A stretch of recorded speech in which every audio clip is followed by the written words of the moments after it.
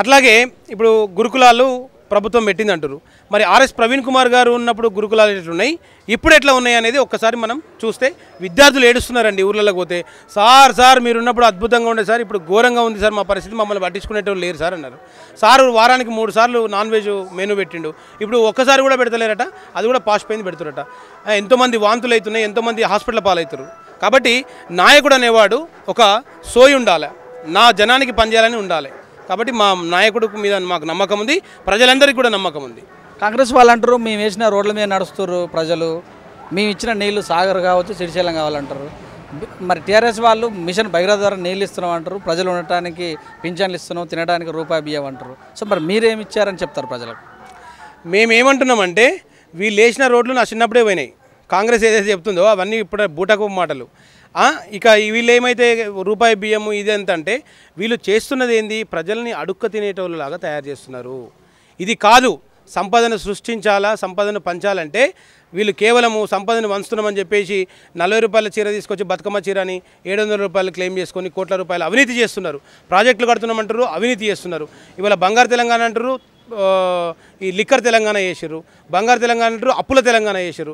కాబట్టి రాష్ట్ర స్థాయి పక్కకు పెడితే మా మునుగోడు నియోజకవర్గం ఇప్పుడు ఖచ్చితంగా బరిగీసి నిలవబోతుంది. మా బీసీ బిడ్డను గెలిపించుకుందామని చూడబోతుంది. ఖచ్చితంగా మేమంతా ఏకమైతాం. మా బీసీలకు తీవ్రమైన అన్యాయం జరిగింది. మా బీసీలందరూ ఏకమై రేపు ప్రభుత్వానికి, అటు ప్రతిపక్షానికి, బీజేపీకి పెద్ద చెంపదెబ్బ పెట్టబోతుంది. సో ఈ రాష్ట్రంలో కావచ్చు, తెలంగాణలో కావచ్చు హిందూ ఓట్లు ఎక్కువ, కానీ సోషల్ మీడియాలో బీఎస్పీ పార్టీ హిందువులను వ్యతిరేకిస్తని ఒక పుకారు కూడా ఉంది. మరి దీన్ని క్లారిటీ ఇస్తారా? అది కేవలం ప్రతిపక్షాల కుట్రండి. మేము హిందువులకు వ్యతిరేకం కాదు. మేము ఇవాళ ఊర్లలో పోతుంటే మాకు బోనాలతోటి స్వాగతం పలుకుతున్నారు, బతుకమ్మలతోటి స్వాగతం పలుకుతున్నారు, హారతులు ఇస్తున్నారు, బొట్లు పెడుతున్నారు.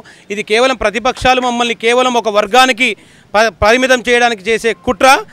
ఈరోజు మాకు సబ్బండ వర్ణాలు మా ఎంబటి ఉన్నారు. ఇవాళ అగ్రకుల పేదలు కూడా మా పార్టీలో ఉన్నారు. అగ్రకుల పేదలు కూడా మాకు ఓట్లేసామని అంటున్నారు. సో ఓట్లు చీల్చడానికే పోటీ చేస్తున్నారు ఇలాంటి చిన్న చితక పార్టీలు అంటారు, నిజమేనా? ఇందులో ఓరోటు చీల్స్తారు మరి మీరు? ఇది బహుజన పార్టీ. బహుజనులు అంటే మేమే ఎక్కువ. ఏమైనా ఓట్లు గీట్లు చీల్స్తారంటే వాళ్ళు బీజేపీ చీలుస్తారు, లేదా టీఆర్ఎస్ చీలుస్తుంది.